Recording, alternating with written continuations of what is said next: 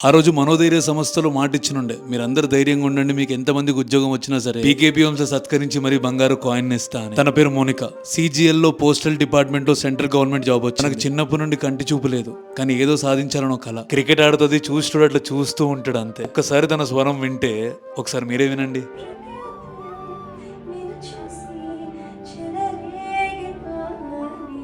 మీరు మా ఇన్స్పిరేషన్ అన్న అంటే మీలాంటి వాళ్ళని గౌరవించడం నా అదృష్టం అని చెప్పిన. ఇది కేవలం మోనికతో ఆరంభం మాత్రమే. ఇలాంటి వాళ్ళు చాలా మంది ఉన్నారు. వీళ్ళు కొత్తగా కడుతున్న సంస్థానికి బీకేపీ హోమ్స్ తరపు నుండి ఫర్నిచర్ మొత్తం ఫ్రీగా ఇస్తున్నారు. నాకు వీళ్ళంతా జెన్యూన్ అనిపించే ఇదంతా చేస్తున్నా.